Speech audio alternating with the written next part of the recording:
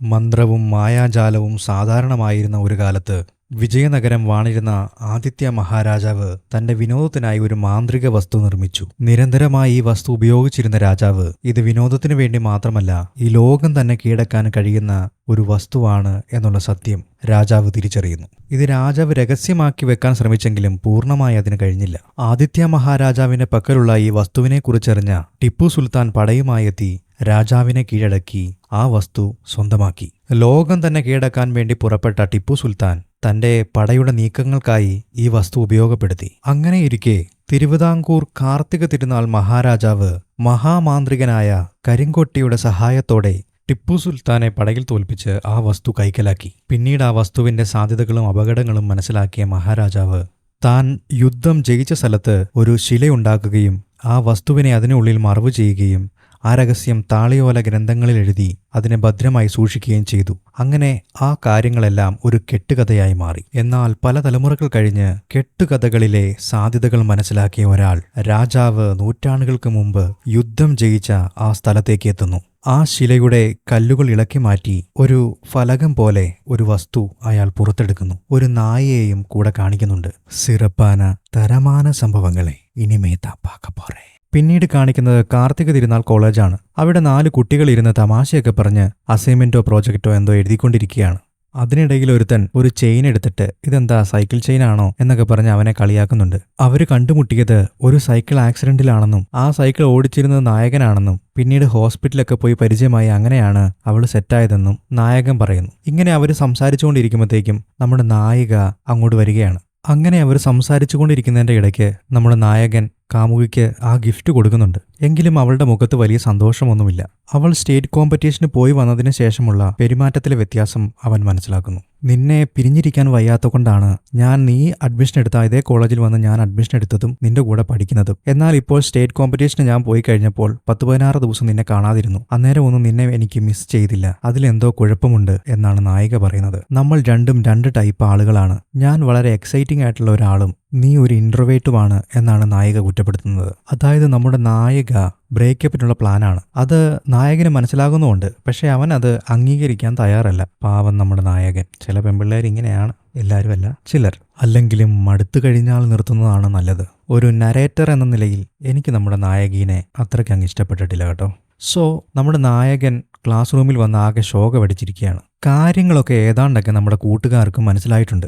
അതിലൊരുത്തൻ പറയും, നിനക്ക് അവളോട് ദേഷ്യം തോന്നുന്നുണ്ടെങ്കിൽ നീ അതെല്ലാം ഒരു പേപ്പറിൽ എഴുതി വെക്കുക, അതിനുശേഷം നീ അത് കത്തിച്ചു കളഞ്ഞോ, അപ്പോൾ ഒരു സമാധാനം കിട്ടത്തില്ലേ എന്ന് ചോദിക്കും. അപ്പോഴേക്കും സാറ് ക്ലാസ്സിലേക്ക് കയറി വരും. കുട്ടികൾ പറയും, സാറേ ഇന്ന് സ്ട്രൈക്കാണ്, ക്ലാസ് വേണ്ടാന്ന് പറയും. പക്ഷെ നമ്മുടെ ഷാജി സാറ് അതൊന്നും കേൾക്കാതെ ക്ലാസ് എടുക്കാൻ വേണ്ടി പോവുകയാണ്. അന്നേരം ഒരു പയ്യൻ ഒരു കടലാസ് ഉരുട്ടി അയാളുടെ പുറത്തെറിയും. നമ്മുടെ ഷാജി സാറ് തിരിഞ്ഞു നോക്കുമ്പോൾ നമ്മുടെ നായകൻ ഇരുന്ന് അവിടെ എന്തോ എഴുതിക്കൊണ്ടിരിക്കുകയാണ്. സോ കട്ടവനെ കിട്ടിയില്ലെങ്കിൽ കിട്ടിയവനെ പിടിക്കുക എന്നുള്ളതാണല്ലോ. അങ്ങനെ നായകന്റെ അടുത്തേക്ക് നമ്മുടെ ഷാജി സാറ് വന്നിട്ട് അവനെ എണീപ്പിച്ച് നിർത്തി ചോദ്യം ചെയ്തുകൊണ്ടിരിക്കുമ്പോഴത്തേക്കും നമ്മുടെ സ്ട്രൈക്ക് വിളിക്കുന്ന പിള്ളേര് കയറി വരും. അപ്പോൾ അവൻ എന്താണ് പേപ്പറിൽ എഴുതിയെന്നുള്ള കാര്യം നമുക്കറിയാം. അത് സാറിന്റെ കയ്യിലാണ് ഇപ്പോൾ ഉള്ളത്. അങ്ങനെ സ്ട്രൈക്ക് വിളിക്കാൻ വേണ്ടി കയറി വന്നു കഴിയുമ്പോൾ ഷായി സാറ് പറയും, ഇപ്പോൾ സ്ട്രൈക്ക് വിളിക്കാൻ പറ്റത്തില്ല, ഇവിടെ പഠിപ്പിച്ചുകൊണ്ടിരിക്കുകയാണെന്ന് പറയും. അങ്ങനെ കുട്ടികളും ഷായി സാറുമായി ഒരു സംഘർഷം ഉണ്ടാകും. ഇതിനിടയിലേക്കാണ് നമ്മുടെ രഞ്ജിത്ത് സാറ് കയറി വരുന്നത്. പുള്ളി വന്നിട്ട് ഇതിനിടയിൽപ്പെട്ട് കോംപ്രമൈസ് ആക്കി സ്ട്രൈക്ക് വിളിക്കാൻ കുട്ടികളെ ആഹ്വാനം ചെയ്യും. അതിനുശേഷം രഞ്ജിത്ത് സാർ അവിടുന്ന് പോവുകയും ചെയ്യും. ഷാജി സാറിന് സംഘർഷത്തിന്റെ ഇടയിൽ മൂക്കിന് പരിക്ക് പറ്റുന്നുണ്ട്. അയാളുടെ മൂക്കിന്റെ അവിടുന്ന് ബ്ലഡ് വരുന്നതായിട്ട്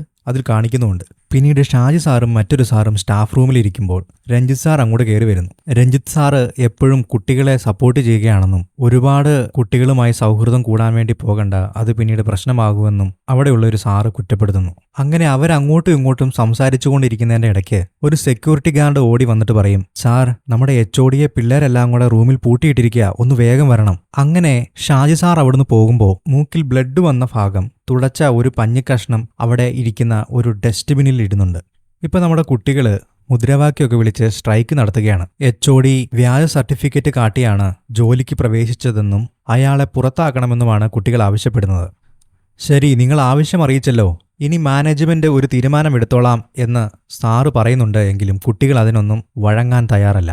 നിങ്ങൾ തന്നെ നിയമിച്ച ഒരാളെയാണ് ഇപ്പോൾ വ്യാജ സർട്ടിഫിക്കറ്റിന് പിടികൂടിയിരിക്കുന്നത്. അതുകൊണ്ട് ഇനി നിങ്ങൾ പറയുന്ന ഒരാളെ HOD ആക്കാൻ പറ്റത്തില്ല, ഞങ്ങൾ പറയുന്ന ഒരാളെ HOD ആയി നിയമിക്കണം എന്നാണ് കുട്ടികൾ പറയുന്നത്. ഷാജി സാറിനെ അടുത്ത HOD ആയിട്ട് നിയമിക്കാം എന്ന് പ്രിൻസിപ്പാള് പറയുന്നുണ്ട് എങ്കിലും കുട്ടികൾ അതിന് സമ്മതിക്കുന്നില്ല. രഞ്ജിത്ത് സാറിനെ HOD ആക്കണമെന്നാണ് അവരാവശ്യപ്പെടുന്നത്. ഇങ്ങനെ സംഘർഷം നടന്നുകൊണ്ടിരിക്കുന്ന സമയത്ത് രഞ്ജിത്ത് സാറ് കയറി വരുന്നു. എക്സ്പീരിയൻസ് കൂടുതലുള്ളത് ഷാജി സാറിനാണെന്നും അയാൾ തന്നെയാണ് HOD ആകാൻ ഏറ്റവും യോഗ്യനെന്നും പറഞ്ഞ് അയാൾക്ക് ഷൈക്കാൻഡ് കൊടുത്ത് രഞ്ജിത്ത് സാർ അവിടുന്ന് സ്റ്റാഫ് റൂമിലേക്ക് വീണ്ടും പോവുകയാണ്.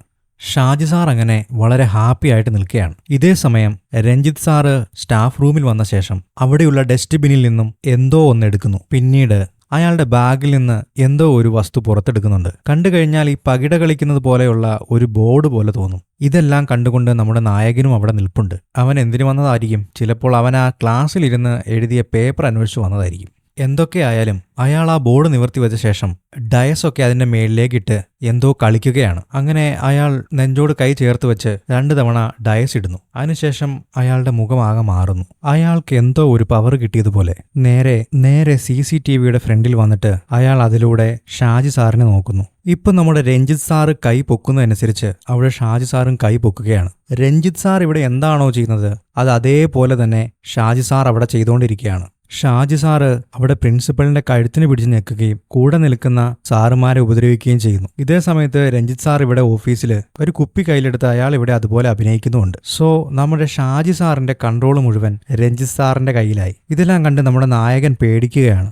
അവിടെ ഷാജി സാറ് പറയുന്നുണ്ട്, ഇതൊന്നും ഞാൻ ചെയ്യുന്നതല്ല, എന്നെക്കൊണ്ട് ആരോ ചെയ്യിക്കുന്നതാണെന്ന് അയാൾ പറയുന്നുണ്ട്. പക്ഷെ വീണ്ടും അയാൾ അവരെയല്ല ഉപദ്രവിച്ചുകൊണ്ടിരിക്കുകയാണ്. ഇതേ സമയം ഒരു നൈസ് ചിരിയൊക്കെ ചിരിച്ച് നമ്മുടെ രഞ്ജിത്ത് സാറ് റൂമിന് പുറത്തേക്ക് പോവുകയാണ്. പുറകെ കിളി പോയ രീതിയിൽ നമ്മുടെ നായകനും. പിന്നീട് നമ്മുടെ നായകൻ നടന്നതെല്ലാം കൂട്ടുകാരെ പറഞ്ഞ് വിശ്വസിപ്പിക്കാൻ വേണ്ടി ശ്രമിക്കുകയാണ്. അവൻ പറയുന്നത് രഞ്ജിത്ത് സാറിന് എന്തോ കൂടോത്രം അറിയാമെന്നും അയാള് ഷാജി സാറിനെ കൺട്രോൾ ചെയ്തെന്നും ഒക്കെയാണ് പറയുന്നത്. പക്ഷെ കൂട്ടുകാർ ഇതൊന്നും വിശ്വസിക്കുന്നില്ല. ആ ഡയസിട്ട് എന്തോ കളിച്ച കാര്യമൊക്കെ പറയുന്നുണ്ട്. അങ്ങനെയൊക്കെ പറഞ്ഞു കഴിയുമ്പോഴത്തേക്കും കൂട്ടുകാരൻ ഒരാൾ പറയും, എനിക്കും സംശയം ഉണ്ടായിരുന്നു, അയാളുടെ പിന്നിൽ എന്തോ ഒരു ദുരൂഹതയുണ്ട്. കാരണം അയാൾ ഇവിടെ അപ്പോയിന്റ്മെന്റ് ആയത് ഒരു സാറ് ആ കോളേജിൽ ദുരൂഹ സാഹചര്യത്തിൽ കൊല്ലപ്പെട്ടു. അതിനുശേഷമാണ് രഞ്ജിത്ത് സാറ് ആ വേക്കൻസിയിലേക്ക് വരുന്നത്. സോ ഇതിൽ എന്തോ ഒരു പന്തികേടുണ്ട് എന്ന് കൂട്ടുകാരിൽ ഒരാൾ പറയുകയാണ്. അപ്പോൾ മറ്റൊരാൾ പറയും, ഞാനും ശ്രദ്ധിച്ചിട്ടുണ്ട്, അയാള് സാധാരണ ചിരിക്കുന്നത് ആരുമില്ലാത്തപ്പോഴാണ്. അങ്ങനെ അവർ രഞ്ജിത്ത് സാറിനെ ഫോളോ ചെയ്യാൻ വേണ്ടി തീരുമാനിക്കും. പുള്ളി പോകുന്നിടത്തെല്ലാം നമ്മുടെ പയ്യന്മാരും പോവുകയാണ്. ബസ്സിലും ക്ലാസ്സിലും പുള്ളിയുടെ വീട്ടിലും എല്ലാ അവന്മാരും എത്തുന്നുണ്ട്. അങ്ങനെ അവന്മാര് വാച്ച് ചെയ്യുന്നതിനിടയ്ക്ക് പുള്ളി എവിടെ പോയി കഴിഞ്ഞാലും പുള്ളിയുടെ കയ്യിൽ ഒരു ബാഗുണ്ട്. ആ ബാഗ് കൊണ്ടാണ് പുള്ളി എപ്പോഴും നടക്കുന്നത്. അങ്ങനെ ഇരിക്കെ ഒരു ദിവസം ബസ്സിൽ വെച്ച് 2 കുട്ടികൾ തമ്മിൽ വഴക്കുണ്ടാവും. അതിനിടയിലേക്ക് നമ്മുടെ രഞ്ജിത്ത് സാറ് പോകുമ്പോൾ അവിടെ ഇരുന്ന നമ്മുടെ നായകനും കൂട്ടുകാരനും ആ ബാഗ് തുറന്ന് അതിൻ്റെ അകത്ത് എന്താ ഉള്ളേന്ന് നോക്കും. അപ്പോൾ അതിൻ്റെ അകത്ത് നമ്മൾ നേരത്തെ കണ്ട ആ ഒരു ഫലകം പോലത്തെ ഒരു സാധനമുണ്ട്, ഒരു ബോർഡുണ്ട്. നമ്മുടെ നായകൻ അതിന്റെ ഫോട്ടോ എടുക്കുമ്പോഴേക്കും സാറ് തിരിച്ചെത്തും. സാറിന് ഇവരെ എന്തോ ഒരു ഡൗട്ട് തോന്നും. സാറ് ചോദിക്കുമ്പോൾ നായകൻ പറയും, സാറ് ഭാഗം മറന്നു വെച്ചിട്ട് പോയി, ഞങ്ങൾ അത് എടുത്തു തരാൻ വേണ്ടി തുടങ്ങുകയായിരുന്നു എന്ന് പറയും. സാറ് ഓക്കെ താങ്ക്സ് ഡാന്ന് പറഞ്ഞിട്ട് അവിടുന്ന് പിന്നെ അവർ പോവുകയാണ്. അങ്ങനെ അവനെടുത്ത് ആ ഫോട്ടോ കൂട്ടുകാരെ കൊണ്ടേ കാണിക്കും. അപ്പോഴാണ് ശരിക്കും കൂട്ടുകാർക്കെല്ലാം വിശ്വാസമാകുന്നത്. അങ്ങനെ നായകൻ പറഞ്ഞതിൽ എന്തോ ഒരു കാര്യമുണ്ടെന്ന് അവർക്ക് മനസ്സിലാകും. പക്ഷെ ആ ഫോട്ടോയിൽ അവർ നോക്കുമ്പോൾ എന്തോ ഒരു ഭാഷയിൽ എഴുതി വെച്ചിരിക്കുകയാണ്. കന്നഡ പോലെ എന്തോ ഒന്നാണത്. ആ കൂട്ടത്തിൽ കന്നഡ അറിയാവുന്നത് നമ്മുടെ നായകന്റെ കാമുകിക്കാണ്. അങ്ങനെ അവർ കാമുകിയുടെ അടുത്തെത്തും. കാമുകന്റെ കൂട്ടുകാരൻ അവളുടെ അടുത്തേക്ക് വരുന്ന കണ്ട് അവള് പറയും, അവന്റെ കാര്യം എന്തെങ്കിലും പറയാനാണെങ്കിൽ ഇപ്പൊ വേണ്ട, എനിക്ക് കുറച്ചും കൂടെ സമയം വേണം എന്ന് പറയും. അപ്പോൾ കൂട്ടുകാരൻ പറയും, ഞാൻ അതിനൊന്നും വന്നതല്ല, ഇതൊന്നും നോക്കിക്കേ, ഇതിനകത്ത് എന്താ എഴുതി വെച്ചിരിക്കുന്നതെന്ന് അറിയാമോ എന്ന് ചോദിക്കും. ഇങ്ങനെ ഇവർ സംസാരിച്ചുകൊണ്ടിരിക്കുന്നതിന്റെ ഇടയ്ക്ക് നമ്മുടെ മറ്റേ പയ്യൻ കയറി വരും. അതായത് ഇപ്പൊ നായികയുടെ പുറകെ നടക്കുന്ന ഒരുത്തൻ. അവൻ വന്ന് കുറച്ച് ഷോയൊക്കെ ഇറക്കി നായികയോട് പറയും, ഇതൊക്കെ നിന്റെ അടുത്ത് സംസാരിക്കാനുള്ള അവരുടെ ഓരോ നമ്പറാ, നീ എന്തിനാ ഇവരോടൊക്കെ സംസാരിക്കാൻ നിൽക്കുന്നേ എന്ന് ചോദിക്കും. എന്നിട്ട് പറയും, നീയൊക്കെ വല്ല ഗൂഗിൾ ലെൻസും എടുത്ത് നോക്ക് എന്ന് പറയും. അപ്പോഴാണ് ബുദ്ധിമാന്മാരായ നമ്മുടെ നായകനും കൂട്ടുകാർക്കും ഗൂഗിൾ ലെൻസിനെ പറ്റി ഓർമ്മ വന്നത്. എന്ത് ചെയ്യാനാ? അങ്ങനെ അവർ പോയി ഗൂഗിൾ ലെൻസ് ഒക്കെ നോക്കും. എങ്കിലും അതിന്റെ അർത്ഥമൊന്നും കണ്ടുപിടിക്കാൻ അവർക്ക് പറ്റത്തില്ല. അപ്പോൾ അതിൽ ചുരുളമുടിക്കാരനായിട്ടുള്ള ഒരു കൂട്ടുകാരൻ പറയും, ഇതൊരു പസിലല്ലേ, ഇത് ഞാൻ സോൾവ് ചെയ്ത് തരാം, എനിക്കൊരു 2 ദിവസം തന്നാ മതി എന്ന് പറഞ്ഞിട്ട് അവൻ അതും കൊണ്ട് വീട്ടിലേക്ക് പോകും. അതൊക്കെ കഴിഞ്ഞ് ഒരു 2 ആഴ്ച കഴിഞ്ഞാണ് പുള്ളി വരുന്നത്. പുള്ളി അതിന്റെ നിഗൂഢതകളെല്ലാം കണ്ടെത്തിക്കൊണ്ടാണ് ആ വരവ്. അവൻ പറയും, ഇത് നമ്മൾ കളിക്കാറുള്ള ലൂഡോ പോലത്തെ ഒരു കളിയാണ്. പണ്ട് മഹാഭാരതത്തിലെ രാജാക്കന്മാരൊക്കെ വിനോദത്തിനായി ഉപയോഗിച്ചിരുന്ന ചൂതും പകിടയും ഒക്കെ പോലെ. കളിക്കുന്ന ആളുകൾ പരസ്പരം വാതുവെക്കണം.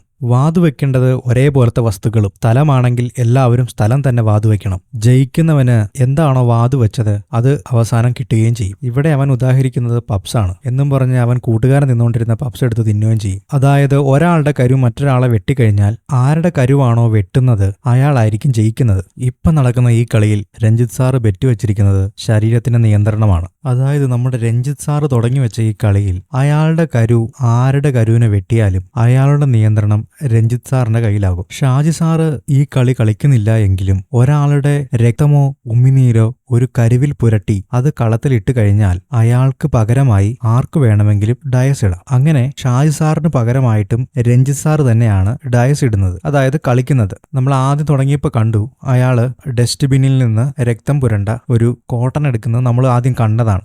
അപ്പൊ അങ്ങനെയാണ് നമ്മുടെ ഷാജി സാറിനെ രഞ്ജിത്ത് സാറ് കൺട്രോൾ ചെയ്യുന്നത്. അങ്ങനെ ഒരു പഴയ വീടിന്റെ പുറകിൽ അവർ 4 പേരും കൂടിയിരുന്ന് ഇതിനെപ്പറ്റി ഡിസ്കസ് ചെയ്യുകയാണ്. അപ്പോൾ ഒരാൾ പറയും, ഇത് നമുക്ക് സൂപ്പർ ഹീറോ ആകാനുള്ളൊരു മൊമെന്റാണ്, നമ്മൾ ഇത് ഉപേക്ഷിച്ചാലും അയാൾ ആ കളി തുടരും. അങ്ങനെ തുടർന്നാൽ നാളെ അത് വേറെ ആളുകൾക്ക് ഉപദ്രവമായിട്ട് മാറും. അങ്ങനെ അവർ രഞ്ജിത്ത് സാറിന്റെ കയ്യിൽ നിന്നും ആ ബാഗ് അടിച്ചു മാറ്റാൻ വേണ്ടി ഇവന്മാര് പദ്ധതി ഇടുകയാണ്. അങ്ങനെ 2 പേര് ലാബിലേക്കും പോകും. 2 പേരെ ആ ലാബിലെ കറണ്ട് ഓഫ് ചെയ്യാൻ വേണ്ടിയിട്ട് അതിന്റെ ജനറേറ്റർ റൂമിലേക്കും പറഞ്ഞുവിടും. അങ്ങനെ ലാബിന്റെ ഫ്യൂസ് ഊരാൻ വേണ്ടി ചെന്ന നമ്മുടെ ചുരുളമുണിക്കാരൻ പയ്യൻ ആകെ കൺഫ്യൂഷൻ ആവുകയാണ്. അതിൽ ഏതാണ് ഓഫ് ചെയ്യേണ്ടതെന്ന് അവൻ ഒരു പിടുത്തമില്ല. അങ്ങനെ സാറ് വന്നു, ബാഗ് ഊരി മേശയിൽ വെച്ചു. പക്ഷെ ഫ്യൂസ് ഊരാൻ പോയവന് ഇതിലേതാണ് ലാബിലെ മെയിൻ സ്വിച്ച് എന്നറിയത്തില്ല. ഓരോന്നോരോന്നായിട്ട് ഓഫ് ആക്കിക്കൊണ്ടിരിക്കുകയാണ്. അങ്ങനെ അവൻ കാണുന്ന സ്വിച്ചൊക്കെ ഓഫ് ആക്കിയിട്ടും നമ്മുടെ ലാബിലെ കറണ്ട് മാത്രം പോകുന്നില്ല. അങ്ങനെ വന്നു കഴിയുമ്പോൾ നായകൻ അവിടെയുള്ള ഏതൊരു മെഷീനിലെ എന്തോ ഒരു സാധനം അവൻ ഷോർട്ടാക്കി വെക്കും. അതായത് സാറ് വന്ന് സ്വിച്ച് ഓൺ ആക്കി കഴിഞ്ഞാൽ ആ ലാബിലെ മൊത്തത്തിൽ കറണ്ട് ഷോർട്ടായി അടിച്ചു പോകും. ബാഗ് മാറ്റാനായിട്ട് കൂട്ടുകാരനെ ഏൽപ്പിക്കും. കൂട്ടുകാരൻ്റെ കയ്യിൽ അതുപോലെ തന്നെ ഒരു ബാഗും ഉണ്ട്. സാറ് വരും, സ്വിച്ച് ഇടും, കറണ്ട് പോകും. പക്ഷെ അതിന്റെ ട്വിസ്റ്റ് എന്നാന്ന് ചോദിച്ചു കഴിഞ്ഞാൽ കറണ്ട് പോയി കഴിഞ്ഞ് നോക്കിയാൽ ഒരു പച്ച വെളിച്ചം. അത് വേറെ എവിടുന്നുമല്ല, ഫ്രണ്ടിന്റെ ടീഷർട്ടിൽ നിന്നാണ് ആ വെളിച്ചം വരുന്നത്. അവൻ പറയും, എടാ ഈ ടീഷർട്ട് രാത്രിയിൽ തിളങ്ങുമോ എന്നെനിക്കൊരു സംശയമുണ്ടെന്ന്. അന്നേരം നായകൻ പറയും, നെഞ്ചത്ത് ടോർച്ചും കത്തിച്ച് വെച്ചോണ്ടാടാ നീ തിളങ്ങുവാന്ന് പറയുന്നത്. ഇനി വേറെ ഒരു ഓപ്ഷനും ഇല്ല. നായകൻ പതിയെ ചെന്ന് സാറിന്റെ ബാഗും എടുത്ത് പുറത്തേക്ക് ഓടും. പുറകെ നമ്മുടെ ഫ്രണ്ടും വരും. അത് കഴിഞ്ഞ് ആ ബൈക്കിൽ വരുന്ന കൂട്ടുകാർക്ക് ആ ബാഗും കൊടുത്ത് പറഞ്ഞു വിട്ടിട്ട് അവർ നോക്കുമ്പോൾ അവരുടെ ബാഗ് അവിടെ മറന്നു വെച്ചിട്ട് പോരും. അത് തിരിച്ചെടുക്കാൻ വേണ്ടി അവർ 3 പേരും ചെന്ന് കഴിയുമ്പോൾ സാറിന് മനസ്സിലാകും ബാഗ് മാറ്റിയ കാര്യം. അപ്പോൾ നമ്മുടെ നായകൻ പറയും, സാറിന്റെ മന്ത്രവാദമൊക്കെ ഞങ്ങൾക്ക് മനസ്സിലായി, അതുകൊണ്ട് നിർത്തിക്കോളാൻ പറയും. അപ്പോൾ സാറിന് അത് ഇഷ്ടപ്പെടുകയല്ല. നീ അത് നിർത്താൻ പറയാൻ ആരാ എന്ന് ചോദിക്കും. അപ്പോൾ വീണ്ടും നായകൻ പറയും, ഞങ്ങളത് നശിപ്പിച്ച് കളയും എന്തായാലും എന്ന് പറയും. അപ്പോൾ രഞ്ജിത്ത് സാറ് പറയും, നീയൊക്കെ കളിയറിയാതെ വന്നുവിട്ടത് ചെകുത്താന്റെ കൂട്ടിലാടാന്ന് പറയും. അപ്പോൾ ഇവന്മാരാകെ പേടിക്കും. അത് കഴിഞ്ഞ് രഞ്ജിത്ത് സാറ് എന്തോ ഇങ്ങനെ മനസ്സിൽ മന്ത്രം പോലെ ജപിച്ചിട്ട് പതിയെ കൈ അനക്കുമ്പോൾ നമ്മുടെ നായകന്റെ കൈ അനങ്ങുന്നു. പതിയെ തല ചിരിക്കുമ്പോൾ നായകനും അതുപോലെ തന്നെ തല ചിരിക്കുന്നു. ഇത് കാണുമ്പോൾ കൂട്ടുകാർക്ക് ആകെ പേടിയാവും. എന്നിട്ട് രഞ്ജിത്ത് സാറ് പറയും, നീ എന്തായാലും തൽക്കാലം കയ്യിൽ വെച്ചോ, നീ ചെയ്തത് തെറ്റായി പോയെന്ന് നിനക്ക് മനസ്സിലാകും, നീ തന്നെ അത് എന്റെ കയ്യിൽ കൊണ്ടുതരും, അതുവരെ അത് വെച്ച് ലൂഡോ കളിച്ചോ എന്ന് പറഞ്ഞ് സാർ അങ്ങ് പോകും. അടുത്ത സീനിൽ നീ ബാഗ് മറന്നു വെച്ചതാണ് ഇതിനെല്ലാം പ്രശ്നമെന്നും പറഞ്ഞ് കൂട്ടുകാരനുമായിട്ട് നായകൻ വഴക്കുണ്ടാക്കിക്കൊണ്ടിരിക്കുകയാണ്. അപ്പോൾ പെട്ടെന്ന് അവൻ കൂട്ടുകാരനെ കഴുത്തിന് കയറി പിടിക്കും. എന്നിട്ട് അവൻ മുകളിലേക്ക് നോക്കുമ്പോൾ അവിടെ രഞ്ജിത്ത് സാർ നിപ്പുണ്ട്.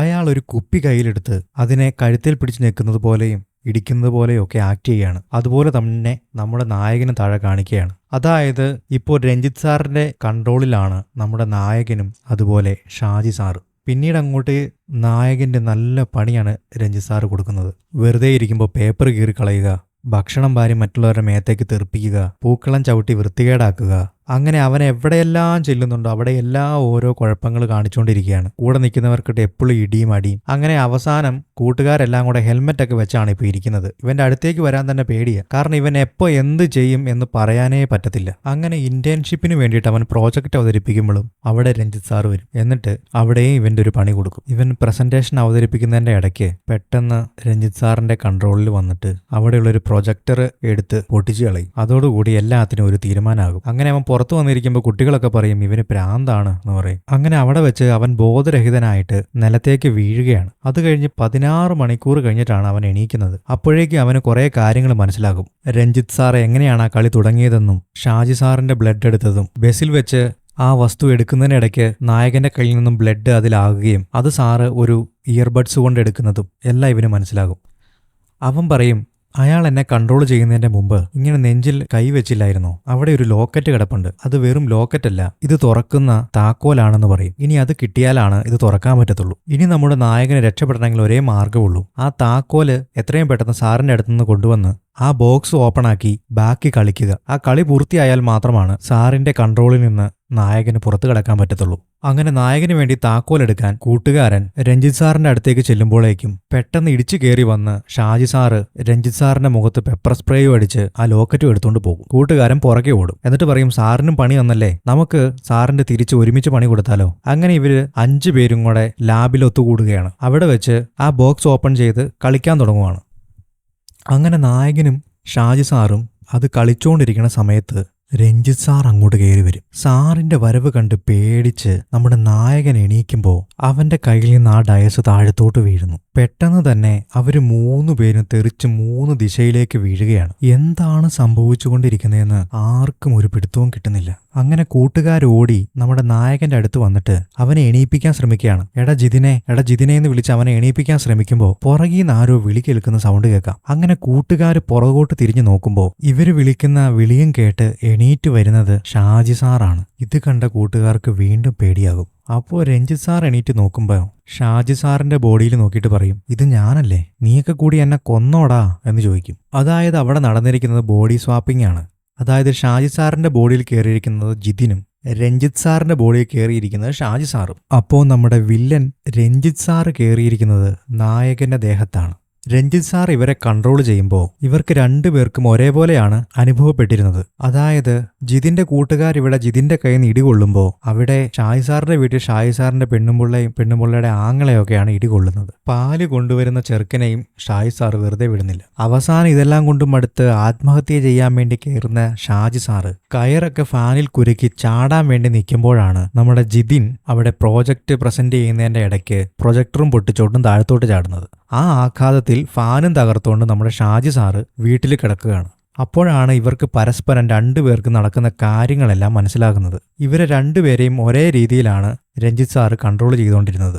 ഇപ്പോഴാകട്ടെ രഞ്ജിത്ത് സാറ് കയറിയിരിക്കുന്നത് ജിതിന്റെ ബോഡിയിലും. അങ്ങനെ അവരെല്ലാവരും ആകെ കൺഫ്യൂഷൻ അടിച്ച് നിൽക്കുകയാണ്. അപ്പോൾ ഇനി അവരവരുടെ ബോഡിയിലേക്ക് തിരിച്ചു കയറണമെങ്കിൽ ആ കളി വീണ്ടും പൂർത്തീകരിച്ചാൽ മാത്രമേ നടക്കത്തുള്ളൂ. അങ്ങനെ അവർ ഡയസും ആ ബോർഡും തപ്പിയെടുത്ത് കളിക്കാൻ തുടങ്ങുമ്പോൾ രഞ്ജിത്ത് സാറ് എഴുന്നേക്കുവാണ്. അതായത് ജിതിന്റെ ബോഡിയിലുള്ള രഞ്ജിത്ത്. അങ്ങനെ അവർ ലാബിൽ കിടന്ന് അങ്ങോട്ടും ഇങ്ങോട്ടും അടിയാണ്. അതേസമയം ജിതിനെയും കൂട്ടുകാരെയും തപ്പി നടക്കുകയാണ് പാർട്ടിക്കാര് പിള്ളേര്. ജിതിന്റെ കൂട്ടുകാരിൽ ഒരാൾ അങ്ങോട്ട് ചെന്നിട്ട് അവന്മാരെ ലാബിലേക്ക് പറഞ്ഞു വിടും. ജിതിൻ അവിടെ ഉണ്ടെന്നും അവിടെ പോയി തല്ലിക്കൊള്ളാനും പറയും. അങ്ങനെ പാർട്ടിക്കാര് പിള്ളേരെല്ലാരും കൂടെ ലാബിലേക്ക് കയറി വരികയാണ്. അവിടെ ജിതിൻ നിപ്പുണ്ടെങ്കിലും യഥാർത്ഥത്തിൽ ജിതിൻ അല്ലല്ലോ, നമ്മുടെ രഞ്ജിത്ത് സാർ ആണല്ലോ ജിതിന്റെ ബോഡിയിൽ കയറി നിൽക്കുന്നത്. അങ്ങനെ വന്നു കഴിയുമ്പോൾ അവർ തമ്മിൽ അങ്ങോട്ടും ഇങ്ങോട്ടും അടിയാകും. അപ്പോൾ നേരത്തെ ജിതിൻ ബിഹേവ് ചെയ്ത പോലെയല്ല ഇപ്പോഴത്തെ ജിതിൻ ബിഹേവ് ചെയ്യുന്നത്. അതായത് ഉള്ളിലുള്ളത് നമ്മുടെ രഞ്ജിത്ത് സാർ ആണല്ലോ. അതുകൊണ്ട് അവന് പേടിയൊന്നും കാണിക്കുന്നില്ല. വരുന്ന എല്ലാവരെയും അവൻ കയ്യേറ്റം ചെയ്യുകയും തള്ളി മാറ്റുകയൊക്കെയാണ് ചെയ്യുന്നത്. പിള്ളേർക്കും ഇതെന്താണെന്ന് മനസ്സിലാകുന്നില്ല. കുറെ കഴിയുമ്പം എല്ലാവരും കൂടി അവനെ വളഞ്ഞിട്ട് ഇടിക്കുകയാണ്. ഇപ്പോൾ ഷാജി സാറിന്റെ ബോഡിയിലുള്ളത് ജിതിനാണ്. നമുക്ക് ചെന്ന് അവനെ പിടിച്ചു മാറ്റാം, ഇല്ലെങ്കിൽ ആകെ പ്രശ്നമാകും. തല്ലുകൊള്ളുന്നത് മുഴുവൻ എന്റെ ബോഡിയല്ലേ എന്നും പറഞ്ഞുകൊണ്ട് ജിതിൻ അങ്ങോട്ട് ചെല്ലുകയാണ്. അവൻ ഷാജി സാറിനോട് ഡയസ് എടുത്തുകൊണ്ട് പോകാൻ പറയും. കൂട്ടുകാരന്റെ കയ്യിൽ ബോർഡും കൊടുത്ത് അവനെ അവിടുന്ന് പറഞ്ഞു വിടാൻ ശ്രമിക്കും. പക്ഷേ ഇടി കൊണ്ടുകൊണ്ട് നിൽക്കുന്നത് ജിതിന്റെ ബോഡി തന്നെയാണല്ലോ. ജിതിൻ അവിടെ ചെന്ന് നിർത്താൻ പറഞ്ഞ് ഒച്ച വെക്കും. പക്ഷെ ആരും കേൾക്കില്ല. അപ്പോഴേക്കും പുറകിൽ നിന്ന് ഷാജി സാറ് നിർത്തടാ എന്ന് പറയും. അപ്പൊ പിള്ളേരെല്ലാം വഴക്ക് നിർത്തും. രഞ്ജിത്ത് സാറാണ് പറഞ്ഞത് എന്ന് വിചാരിച്ചാണ് അവർ വഴക്ക് നിർത്തുന്നത്. ഷാജി സാറിനെ അവർക്ക് ഇഷ്ടവുമല്ല. ഷാജി സാറ് പറഞ്ഞാൽ അവരെ അനുസരിക്കത്തുമില്ല. പക്ഷേ രഞ്ജിത്ത് സാറിന്റെ ബോഡിയിൽ കയറിയുള്ള ഷാജി സാറിന് അതൊരു പുതുമയായിട്ട് തോന്നും. അയാൾ അത് ആസ്വദിക്കുന്നുണ്ട്. അതായത് ആദ്യമായിട്ടാണ് അയാൾ പറഞ്ഞത് കുട്ടികൾ അനുസരിക്കുന്നത്. അങ്ങനെ ജിതിനും രഞ്ജിത്ത് സാറും ലാബിലേക്ക് വരികയാണ്. വന്ന വഴി ജിതിൻ രഞ്ജിത്ത് സാറിന്റെ കർണക്കുറ്റി നോക്കി ഒരെണ്ണം പൊട്ടിക്കും. അപ്പൊ രഞ്ജിത്ത് സാറ് പറയും, നീ അടിക്കുന്നത് നിന്റെ മുഖത്ത് തന്നെയാടാ എന്ന് പറയും. ജിതിന്റെ ശരീരത്തിലേക്ക് രഞ്ജിത്ത് സാറ് കയറിയെങ്കിലും അയാൾക്കതൊന്നും വലിയ പ്രശ്നമല്ല. ജിതിൻ പറയും, നമ്മുടെ ബോഡിയിലേക്ക് നമുക്ക് തിരിച്ചു കയറണമെങ്കിൽ ഈ കളി പൂർത്തിയാക്കിയേ പറ്റത്തുള്ളൂ. അവനവന്റെ ശരീരത്തിലേക്ക് തിരിച്ചു കയറിയിട്ട് തല്ലുകയോ കൊല്ലുകയോ പ്രതികാരമോ എന്താന്ന് വെച്ചാൽ ആയിക്കോ, പക്ഷെ അതിനു മുമ്പ് ഈ കളി തീർക്കണം. അങ്ങനെ അവസാനം കളി തീർക്കാമെന്ന് രഞ്ജിത്ത് സാറും സമ്മതിക്കും. പക്ഷേ കുഴപ്പം എന്താണെന്ന് വെച്ച് കഴിഞ്ഞാൽ ഷാജി സാറ് കോളേജിലൂടെ നടന്നു കഴിയുമ്പോൾ അയാൾക്ക് അന്നുവരെ കിട്ടാത്തൊരു റെസ്പെക്ട് കിട്ടുകയാണ്. രഞ്ജിത്ത് സാറാണ് ഇതെന്നോർത്ത് കുട്ടികൾ വിഷ് ചെയ്യുന്നു, ബഹുമാനിക്കുന്നു. അദ്ദേഹം ഇതിലൊരു രസം കണ്ടെത്തുകയാണ്. പക്ഷേ ഡയസ് കയ്യിലുള്ളത് ഷാജി സാറിന്റെ കയ്യിലാണ്. അതിനിവര് ഷാജി സാറിനെ വിളിച്ചു കഴിയുമ്പോൾ ഷാജി സാറ് പറയും, ഞാൻ രഞ്ജിത്ത് സാറായിട്ട് തന്നെ തുടരാൻ പോവുകയാണ്. അയാൾ എനിക്ക് എന്തെല്ലാം ഉപദ്രവം ചെയ്തിട്ടുണ്ടെന്ന് അറിയാമോ? അതൊന്നും നിങ്ങൾക്ക് പറഞ്ഞാൽ മനസ്സിലാകത്തില്ല എന്ന് പറഞ്ഞ് അയാൾ ആ ഫോൺ കട്ട് ചെയ്യുകയാണ്. അങ്ങനെ അവർ വീണ്ടും ട്രാപ്പിലാകുകയാണ്. പിന്നീട് അങ്ങോട്ട് ഷാജി സാറ് രഞ്ജിത്ത് സാറായിട്ടുള്ള ഷോ ഓഫ് പരിപാടികളാണ് മുഴുവൻ. എന്തെല്ലാം പണികൾ രഞ്ജിത്ത് സാറിന് കൊടുക്കാവോ അതെല്ലാം പുള്ളി ചെയ്തുകൊണ്ടിരിക്കുകയാണ്. ഇതേ സമയം നമ്മുടെ നായകന്റെ കൂട്ടുകാര് എങ്ങനെയെങ്കിലും ഡയസ് കണ്ടുപിടിക്കാൻ വേണ്ടി ഷാജി സാറിന്റെ പുറകെ തന്നെയുണ്ട്. എന്നാൽ അവർക്കത് കണ്ടെത്താൻ കഴിയുന്നുമില്ല. ഷാജി സാറിനെ വരുതിക്ക് കിട്ടാത്തോടത്തോളം കാലം അവർക്ക് ആ ഗെയിം കളിക്കാനും പറ്റത്തില്ല. ആ ബോഡിയിൽ നിന്ന് അവരുടെ സ്വന്തം ബോഡിയിലേക്ക് പ്രവേശിക്കാനും കഴിയത്തില്ല. അങ്ങനെ അവരെല്ലാവരും കൂടെ കൂടിയിരുന്ന ഒരു തീരുമാനത്തിലെത്തുന്നു. അവർക്ക് ആർക്കും അങ്ങോട്ടും ഇങ്ങോട്ടും പരസ്പരം വിശ്വാസമില്ലാത്ത സ്ഥിതിക്ക് ഡയസ് ഉള്ളത് ഷാജി സാറിന്റെ കയ്യിൽ. അപ്പോൾ ബോർഡ് ജിതിൻ വെക്കും. എന്നിട്ട് താക്കോല് രഞ്ജിത്ത് സാറിനും കൊടുക്കും. അങ്ങനെ അവർക്ക് കിട്ടിയ ശരീരത്തിൽ താൽക്കാലികമായിട്ട് തുടരാൻ അവർ തീരുമാനിക്കുന്നു. ഇനി അങ്ങോട്ട് ഇൻട്രവേർട്ട് ആയിട്ട് തുടക്കത്തിൽ കാണിച്ച നമ്മുടെ നായകന്റെ ഭീകര പെർഫോമൻസ് ആണ്. ഇനി അങ്ങോട്ട് കുറച്ചു നേരത്തേക്ക് ജിതിന്റെ ഉള്ളിൽ രഞ്ജിത്ത് സാർ ആണെങ്കിലും ഞാൻ ജിതിനായിട്ട് തന്നെ പറയാം. എന്നാലാണ് അതിൻ്റെ ഒരു മാസ് കിട്ടത്തുള്ളൂ. കാരണം അവൻ അത്രയും അവഹേളനകൾ ഏറ്റുവാങ്ങിയിട്ടുണ്ട്. അപ്പൊ അതൊക്കെ തിരിച്ചു കൊടുക്കുമ്പോൾ ഒരു പഞ്ച് വേണ്ടേ. അങ്ങനെ ജിതിൻ ക്ലാസ്സിലിരിക്കുകയാണ്. അപ്പോഴേക്കും നമ്മുടെ രഞ്ജിത്ത് സാറ് കയറി വന്നിട്ട് പറയും, ബോർഡ് ഒന്ന് മായ്ക്കണമല്ലോ. അപ്പോ ജിതിൻ, എന്താ നിനക്ക് കയ്യില്ലേ? അങ്ങനെ അവർ പറയുന്നതിനെല്ലാം തർക്കുത്തരമൊക്കെ പറഞ്ഞ് നമ്മുടെ ജിതിൻ ഷൈൻ ചെയ്ത് അവിടെ ഇരിക്കുകയാണ്. ഇതിനിടയ്ക്ക് നമ്മുടെ കാമുകിയുടെ പുറകെ നടക്കുന്നവൻ പുറകിലിരുന്നിട്ട് തരത്തിൽ പോയി കളിക്കടാ എന്ന് പറയും. അപ്പോൾ ജിതിൻ തിരിഞ്ഞിട്ട് അതിന് നിന്റെ അപ്പൻ ഇവിടെ ഇരിപ്പുണ്ടോ എന്ന് ചോദിക്കും. അപ്പൊ കിട്ടിയൊരു സാറ്റിസ്ഫാക്ഷൻ അത് പറഞ്ഞറിയിക്കാൻ വയ്യ. കാമുകിയും കുട്ടികളും ഒക്കെ ഇത് കണ്ടുകൊണ്ട് നിൽക്കുന്നുണ്ടെങ്കിലും ആർക്കും ഇതിന്റെ യഥാർത്ഥ പ്രശ്നം അറിയത്തില്ല. ഇവർ ഈ 5 പേർക്കല്ലാതെ കളിയുടെ കാര്യം വേറെ ആർക്കും അറിയത്തില്ല. അങ്ങനെ ഇതെല്ലാം കണ്ട് പിള്ളേരുടെയും കിളി പോയി ഇരിക്കുകയാണ്. അങ്ങനെ കുറച്ച് കഴിയുമ്പോൾ ഷാജി സാറ് രഞ്ജിത്ത് സാറിനെയും വിളിച്ചോണ്ട് ഒരു മുറിക്കകത്ത് കയറുകയാണ്. അവിടെ ഇവർ 3 പേരുണ്ട്. രഞ്ജിത്ത് സാറുണ്ട്, ജിതിനുണ്ട്, ഷാജി സാറുണ്ട്. ആ ഡയസ് തന്നില്ലെങ്കിൽ കൊന്നുകളയുമെന്ന് പറഞ്ഞ് ഒരു പേന കത്തി ഷാജി സാറിന്റെ കഴുത്തിൽ വെക്കും. അപ്പോൾ ഷാജി സാറ് പറയും, നിനക്കെന്നെ കൊല്ലാൻ പറ്റത്തില്ല. കാരണം നിന്റെ ബോഡി നിനക്ക് തിരികെ വേണമെങ്കിൽ എന്നെ കൊന്നു കഴിഞ്ഞാൽ നടക്കത്തില്ലല്ലോ എന്ന് പറയും. പക്ഷെ അയാൾ ആഞ്ഞു കുത്താൻ വേണ്ടി ശ്രമിക്കുന്നുണ്ട്. അപ്പോൾ ജിതിൻ കയറി തടയുകയും ചെയ്യുന്നുണ്ട്. ഇപ്പൊ അവര് 4 പേരിരുന്ന് വീണ്ടും പ്ലാനിങ് ആണ്. ഒരു സൈഡില് ചത്താലും ഡയസ് തിരിച്ചു കൊടുക്കില്ല എന്ന് പറഞ്ഞു നടക്കുന്ന ഷാജി സാർ, മറു സൈഡില് ജിതിന്റെ ബോഡിയായിട്ട് നടക്കുന്ന രഞ്ജിത്ത് സാർ. ഞാൻ ഈ പറയുന്ന കഥ നിങ്ങൾക്ക് മനസ്സിലാകുന്നുണ്ടെന്നുള്ള വിശ്വാസത്തിൽ തുടർന്നും പറഞ്ഞു പോവുകയാണ്. കൂടുതൽ വിശദീകരിക്കാൻ നിന്ന് കഴിഞ്ഞാൽ പിന്നെയും കോംപ്ലിക്കേഷൻ ആകത്തേ ഉള്ളൂ. പിന്നെയും നമ്മുടെ ജിതിൻ അവന്റെ കൂട്ടുകാരനെയും കൂട്ടി ആ ഡയസിന് വേണ്ടി കുറെ പുറകെ നടക്കുമെങ്കിലും അവർക്കത് വീണ്ടും കണ്ടെത്താൻ പറ്റത്തില്ല. അങ്ങനെ ആകെ നിരാശനായി അവൻ പറയും, എനിക്കിന്ന് 2 അടിക്കണം. അപ്പൊ കൂട്ടുകാരൻ ചോദിക്കും, നീ അങ്ങനെയൊന്നും കഴിക്കത്തില്ലാത്തതാണല്ലോ. അപ്പൊ ജിതിൻ പറയും, ഞാൻ കഴിച്ചാലും സാറിന്റെ ബോഡിയിലല്ലേ തുള വീഴുന്നേ, അതുകൊണ്ട് കുഴപ്പമില്ലാന്ന് പറയും. അങ്ങനെ ഇവര് മദ്യമൊക്കെ വാങ്ങിച്ച് മദ്യം കുടിച്ചുകൊണ്ടിരിക്കുകയാണ്. അങ്ങനെ ഇവൻ എത്ര കുടിച്ചിട്ടും ഫിറ്റ് ആകുന്നില്ല. ഇതേ സമയം നമ്മുടെ ഷാജി സാറ് കുട്ടികളുടെ ഇടയിൽ ഒരു പരിപാടിയിൽ പാട്ട് പാടിക്കൊണ്ടിരിക്കുന്നതിനിടയ്ക്ക് നാക്ക് കുഴഞ്ഞ് പൂസായി താഴെ വീഴുകയാണ്. ഏത് ബോഡിയിലാണോ മദ്യം ചെല്ലുന്നത് അയാളുടെ കൺട്രോൾ ഉള്ള മറ്റു ബോഡിയിലാണ് അത് എഫക്ട് ചെയ്യുന്നത്. അതായത് ഇവിടെ ഇപ്പോൾ ജിതിൻ കുടിച്ചു കഴിയുമ്പോൾ അവിടെ രഞ്ജിത്ത് സാറിന്റെ ബോഡിയിലുള്ള ഷാജി സാറാണ് പൂസാകുന്നത്. ഇത് മനസ്സിലാക്കി അവര് ഒരു കുപ്പി മദ്യവും വാങ്ങി വഴിയിൽ നിൽക്കുകയാണ്. അപ്പോഴത്തേക്കും ഷാജി സാറ് അങ്ങോട്ട് വരും. ഷാജി സാറിനോട് ഡയസ് തരാൻ വേണ്ടി ആവശ്യപ്പെടും. എങ്കിലും ഷാജി സാർ അത് കൊടുക്കാൻ തയ്യാറാകില്ല. അപ്പോഴേക്കും ഇവന്മാർ ആ കുപ്പി പൊട്ടിച്ച് മദ്യം കുടിക്കുകയാണ്. അങ്ങനെ ജിതിൻ കുടിക്കുമ്പോൾ ഷാജി സാറ് പൂസായി വീഴും. അങ്ങനെ അനക്കമില്ലാതെ വരുന്ന ഷാജി സാറിനെ ഇവർ ഹോസ്പിറ്റലിൽ എത്തിക്കും. അവിടുത്തെ ഡോക്ടർ പറയും അയാളുടെ അവസ്ഥ വളരെ സീരിയസ് ആണെന്നും അയാൾ സുബോധത്തിലേക്ക് തിരിച്ചു വരുവോ ഇല്ലയോ എന്നൊന്നും പറയാൻ പറ്റത്തില്ല എന്നും പറയും. ഇപ്പോൾ അവരുടെ പ്രശ്നം എന്താണെന്ന് ചോദിച്ചാൽ ഈ കാര്യമൊന്നും യഥാർത്ഥ രഞ്ജിത്ത് സാർ അറിയാൻ പാടില്ല. അങ്ങനെ രഞ്ജിത്ത് സാർ അറിഞ്ഞു കഴിഞ്ഞാൽ ഈ ബോഡിയിലേക്ക് തിരിച്ചു കയറാൻ അയാൾ വിസമ്മതിക്കും. ഇവർ കോളേജിൽ വരുമ്പോൾ രഞ്ജിത്ത് സാറ് ചോദിക്കുന്നുണ്ട് ഷാജി സാർ എന്ത് ചെയ്യുന്നു. എന്നാൽ ഇവര് ഒന്നും വിട്ടു പറയുന്നില്ല. എന്തോ പന്തികേടുള്ള കാര്യം രഞ്ജിത്ത് സാറിന് മനസ്സിലാകും. അങ്ങനെ അയാൾ വളരെ ദേഷ്യത്തിൽ ക്ലാസ്സിലേക്ക് വന്നിരിക്കാൻ നേരത്ത് നമ്മുടെ കാമുകിയുടെ ഇപ്പോഴത്തെ ബോയ്ഫ്രണ്ട് ആണോന്ന് അതിൻ്റെ അകത്ത് പറയുന്നില്ല. എങ്കിലും കാമുകിയുടെ പുറകെ ഒലിപ്പിച്ചു നടക്കുന്നവനും അവിടെ നിപ്പുണ്ട്. അവൻ പറയും, ഇവിടെ ഡാൻസ് പ്രാക്ടീസ് ആണ്, ഇങ്ങോട്ട് കയറാൻ പറ്റത്തില്ല എന്ന് പറയും. അപ്പോൾ രഞ്ജിത്ത് സാറ് തിരിച്ചു പോകാൻ നോക്കുമ്പോൾ ഇങ്ങനെ കുണുങ്ങി നടക്കാതെ ഒന്നനങ്ങി നടക്ക് ജിതിനെ എന്ന് പറഞ്ഞ് അവൻ വീണ്ടും കളിയാക്കും. അപ്പോൾ ജിതിൻ അവനെ തിരിച്ചടിക്കാൻ വേണ്ടി ചെല്ലുന്ന സമയത്ത് നമ്മുടെ യഥാർത്ഥ ജിതിൻ, അതായത് ഷാജി സാറിന്റെ ഉള്ളിലുള്ള ജിതിൻ വന്നിട്ട് കോംപ്രമൈസ് ടോക്ക് നടത്തി അവരെ പുറത്തേക്ക് കൊണ്ടുവരും.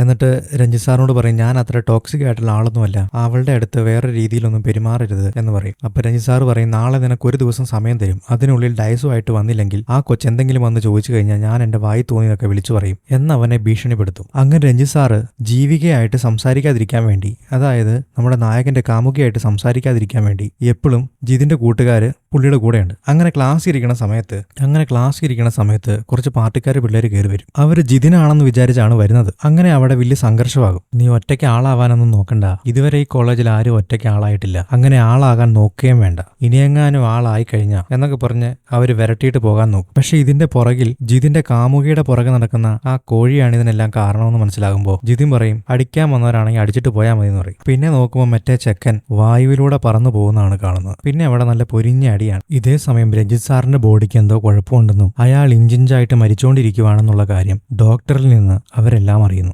അയാൾക്ക് അയാളുടെ ബോഡിയിൽ തിരിച്ചു കയറണമെന്ന് യാതൊരു ആഗ്രഹവുമില്ല. അതുകൊണ്ട് തന്നെ ആ ഡയസ് അയാളുടെ കയ്യിൽ കിട്ടിയാൽ അത് അതിനെതിരായിട്ടായിരിക്കും പ്രയോഗിക്കുന്നത്. അത് ഇവർക്ക് ദോഷം ചെയ്യുകയും ചെയ്യും. കളി തീർന്നാലും അവർക്ക് അവരവരുടെ ശരീരത്തിലേക്ക് തിരിച്ചു പ്രവേശിക്കാൻ കഴിയത്തില്ല. ആ രീതിയിലാക്കും അയാൾ. അതുകൊണ്ടാണ് മുൻപ് ഷാജി സാറിനെ കൊല്ലാൻ വേണ്ടി അയാൾ പേനാക്കത്തിയുമായിട്ട് ചാടി വീഴുന്നത്. അങ്ങനെ അവർ ആ കോഫി ഷോപ്പിൽ സംസാരിച്ചുകൊണ്ടിരിക്കുമ്പോൾ കാമുകി അങ്ങോട്ട് കയറി വരും. ജിതിൻ പറയും, ഞാനെല്ലാം തുറന്നു പറയാൻ പോവുകയാണ് എന്ന് പറഞ്ഞ് കാമുകിയുടെ മുമ്പിലേക്ക് പോകാൻ നേരം ഷാജി സാറിന്റെ വൈഫ് കയറി വരും. എനിക്ക് നിങ്ങളോട് കുറെ സംസാരിക്കാനുണ്ടെന്ന് പറയും. എന്നിട്ട് അവർ പറയും, നിങ്ങൾക്ക് എന്താണ് പറ്റിയത്, ചേട്ടനോട് ഡിവോഴ്സിന് നീങ്ങിക്കൊള്ളാൻ പറഞ്ഞല്ലേ എന്ന് ചോദിക്കും. അപ്പോൾ ജിതിൻ പറയുന്നുണ്ട്, അത് അങ്ങനെയൊന്നും അല്ല എന്നൊക്കെ പറയുന്നുണ്ട്. വൈഫ് തന്റെ എല്ലാ കാര്യങ്ങളും അയാളുടെ അടുത്ത് തുറന്നു പറയുകയാണ്. അവസാനം വൈഫ് പറയും താൻ പ്രഗ്നന്റ് ആണെന്ന്. അപ്പോൾ ജിതിൻ പറയും, അത് എന്റെ കൊച്ചൊന്നും അല്ല എന്ന് പറയും. അപ്പോൾ അവിടെ ഇരിക്കുന്ന വെള്ളം എടുത്ത് ജിതിന്റെ മുഖത്തൊഴിച്ചിട്ട് ഷാജി സാറിന്റെ വൈഫ് അവിടുന്ന് പോവുകയാണ്. വൈഫ് പ്രഗ്നന്റ് ആണെന്ന് അറിഞ്ഞ ഷാജി സാറ് വൈഫിനെ കാണാൻ വീട്ടിലേക്ക് ചെല്ലുകയാണ്. രൂപം മറ്റൊരാളുടേതായതുകൊണ്ട് അയാൾ സ്വയം പരിചയപ്പെടുത്തിയാണ് സംസാരിക്കുന്നത്. താൻ ഷാജി സാറിന്റെ ഫ്രണ്ടാണെന്നും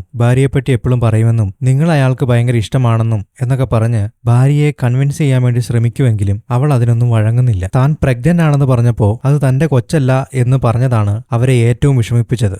അങ്ങനെ ആ കാര്യമെല്ലാം പറഞ്ഞ് ഭാര്യ ഇമോഷണലായി കഴിയുമ്പോഴത്തേക്കും ഷാജി സാറിന്റെ കൺട്രോള് പോകും. അയാൾ സ്വയം മറന്ന് ഭാര്യയെ ആശ്വസിപ്പിക്കാൻ വേണ്ടി ചെല്ലുകയാണ്. ശോഭേ, ഞാനാണ് നിന്റെ ഷാജി എന്ന് പറഞ്ഞ് അവളെ കെട്ടിപ്പിടിക്കാൻ വേണ്ടി ചെല്ലുമ്പോഴത്തേക്കും അവള് തള്ളി താഴെയിടും. വീട്ടിൽ കയറി വന്ന് തോന്നിവാസം കാണിക്കുന്നോടാ പട്ടി എന്ന് ചോദിക്കുമ്പോൾ ഷാജി സാർ പറയും, മോളെ അതൊന്നും പ്രശ്നമില്ല, ഞാൻ എല്ലാം പരിഹരിച്ചോളാം, ഒരു കളി കളിച്ചാൽ തീരാവുന്ന പ്രശ്നമേ ഉള്ളൂ എന്ന് പറയും. അങ്ങനെ ഷാജി സാറിന്റെ ഭാര്യ ഷാജി സാറിനെ അവിടുന്ന് ഒരു തവിയെടുത്ത് അവിടുന്ന് ഓടിക്കുകയാണ്. എന്ത് ചെയ്യാനല്ലേ ഒരു പാവം മനുഷ്യൻ, ആരോട് പറയാൻ. ഒരുപാട് നാളായി ഒരു കുട്ടിക്ക് വേണ്ടി ആഗ്രഹിച്ച ഷാജി സാറ് വൈഫ് പ്രഗ്നന്റ് ആണ് എന്നറിയുന്നതോടുകൂടി ഡയസ് തിരിച്ചു കൊടുക്കാമെന്ന് സമ്മതിക്കും. അങ്ങനെ അവർ രഞ്ജിത്ത് സാറിനെ ഒരു മുറിയിലേക്ക് കൊണ്ടുവരും. എന്നിട്ട് ബോർഡ് എടുത്തു വെച്ച് അയാളുടെ കയ്യിൽ നിന്ന് താക്കോല് മേടിക്കും. അങ്ങനെ ആ ബോർഡിന്റെ ലോക്ക് തുറക്കുമ്പോഴത്തേക്കും കൂട്ടുകാരോട് പറയും രഞ്ജിത്ത് സാറിനെ പിടിക്കാൻ പറയും. അങ്ങനെ അയാളെ വട്ടം പിടിച്ചിട്ട് ഷാജി സാറിന്റെ കയ്യിൽ നിന്ന് ഡയസ് ചോദിക്കുമ്പോൾ അയാളുടെ കയ്യിൽ ആകെ ഒരു ഡയസേ ഉള്ളൂ. അങ്ങനെ വന്നു കഴിയുമ്പോൾ അവരുടെ പദ്ധതിയെല്ലാം പൊളിയും. 2 ഡയസ് ഇല്ലാതെ അവർക്ക് കളി മുന്നോട്ട് കൊണ്ടുപോകാൻ പറ്റത്തില്ല. ഈ അവസരത്തിൽ കുത്തിത്തിരിപ്പുണ്ടാക്കാൻ വേണ്ടി രഞ്ജിത്ത് സാർ പറയും, നിർത്തിക്കോ, നമ്മുടെ പ്ലാൻ എല്ലാം പൊളിഞ്ഞു എന്ന് പറയും. ഇത് കേൾക്കുമ്പോൾ ഷാജി സാറിന് മനസ്സിലാകും ഷാജി സാറിനെ ഉൾപ്പെടുത്താത്ത ഇവര് വേറെ എന്തോ പ്ലാൻ ചെയ്തു എന്ന്. അങ്ങനെ അവർ അങ്ങോട്ടും ഇങ്ങോട്ടും വഴക്കും അടിയോ ആകും. ഇതിന്റെ ഇടയിൽ നമ്മുടെ രഞ്ജിത്ത് സാറ് ബോർഡും താക്കോലും ഒരു ഡയസുമായിട്ട് അവിടുന്ന് പോകും. അവരുടെ കയ്യിൽ ഇപ്പോൾ ഒന്നുമില്ല. പക്ഷേ 2 ഡയസ് കിട്ടാതെ രഞ്ജിത്ത് സാറിനും ഒന്നും ചെയ്യാൻ കഴിയത്തില്ല. ഇതേ സമയം കുറച്ചു നേരം ആലോചിച്ച് നിന്നിട്ട് ജിതിൻ പറയും, ആ 2ാമത്തെ ഡയസ് ഇപ്പോൾ കാറ്റ് ലാബിലുണ്ടെന്ന് പറയും. അതായത് അവരാദ്യം ആ ഗെയിം കളിച്ച സ്ഥലം. അങ്ങനെ അവർ ഡയസ് തപ്പി കാറ്റ് ലാബിലേക്ക് പോവുകയാണ്. ഈ സമയം നമ്മുടെ കാമുകയുടെ ഡാൻസ് പ്രോഗ്രാം അവിടെ നടക്കുന്നുണ്ട്. കോളേജിൽ എന്തോ വലിയ പ്രോഗ്രാം നടക്കുകയാണ്. ഇതേ സമയം നമ്മുടെ നായകനും പിള്ളേരും ഡയസ് തപ്പി കാറ്റ്ലാവ് മുഴുവൻ അരിച്ചു പെറുക്കുകയാണ്. അപ്പോഴേക്കും രഞ്ജിത്ത് സാറും അങ്ങോട്ട് കയറി വരും. അങ്ങനെ അവിടെ പിന്നെ ഒരു അടിയും ബഹളവുമാണ് നടക്കുന്നത്. ഇതിനിടയിൽ ഒരു മെഷീൻ എടുത്ത് പൊക്കിയിട്ട് നമ്മുടെ കൂട്ടുകാരനെ കൊല്ലാൻ നോക്കിക്കഴിയുമ്പോൾ പെട്ടെന്ന് അയാളുടെ തല കറങ്ങുന്ന പോലെ തോന്നും. തിരിഞ്ഞു നോക്കിയാ ഷാജി സാറ് മദ്യപിക്കുകയാണ്. അതായത് ഷാജി സാറ് മദ്യപിച്ചു കഴിഞ്ഞാൽ പൂസാകുന്നത് ജിതിന്റെ ബോഡിയിലുള്ള രഞ്ജിത്ത് സാറാണ്. അങ്ങനെ അയാൾ പൂസായി തല പെരുത്ത് നിൽക്കുമ്പോൾ ഷാജി സാറിന് ആ ഡയസും കിട്ടുന്നുണ്ട്. അങ്ങനെ ഷാജി സാറും ജിതിനും കൂടി ആ ഗെയിം കളിക്കാൻ വേണ്ടി ഏറ്റവും മിളുത്ത നിലയിലേക്ക് പോവുകയാണ്. അങ്ങനെ അവിടെ കളി നടന്നുകൊണ്ടിരിക്കുന്ന സമയത്ത് ജിതിൻ സാറ് ഒരു പൈപ്പിന്റെ ചുവട്ടിൽ പോയിരുന്ന് കുറെ വെള്ളമൊക്കെ തലയിലേക്ക് കോരി ഒഴിച്ച് അയാളുടെ ആ പൂസ് കളയാൻ വേണ്ടി നോക്കുന്നുണ്ട്. എന്നിട്ട് ഇവര് പോയ ആ മുകളിലത്തെ നില ലക്ഷ്യമാക്കി അങ്ങോട്ട് കയറി വരികയാണ്. ഇതേ സമയത്ത് തന്നെ അവര് നിൽക്കുന്ന ആ ബിൽഡിങ്ങിന്റെ താഴെയാണ് നമ്മുടെ കാമുകിയുടെയും മറ്റേ കോന്തന്റെയും ഡാൻസ് നടന്നുകൊണ്ടിരിക്കുന്നത്. അതായത് താഴെ ഡാൻസ് കളി, മുകളിൽ ഗെയിം കളിയും അടിയുമാണ് നടക്കുന്നത്. കല്യാണം, പാലുകാച്ചൽ, കല്യാണം, അതാണ് ഇവിടെ നടന്നുകൊണ്ടിരിക്കുന്നത്. അങ്ങനെ കളിച്ച് കളി ഏകദേശം തീരാറാകും. അവസാന ഊഴം ജിതിന്റെ ആകുമ്പോൾ രഞ്ജിത്ത് സാറ് ജിതിനെ അവിടെ അടിച്ചിട്ട ശേഷം ഷാജി സാറിന്റെ നേർക്ക് ചെല്ലുകയാണ്. അയാൾ തനിക്കൊരു കുഞ്ഞുണ്ടെന്നും അയാളെ വെറുതെ വിടണമെന്ന് പറയുന്നുണ്ടെങ്കിലും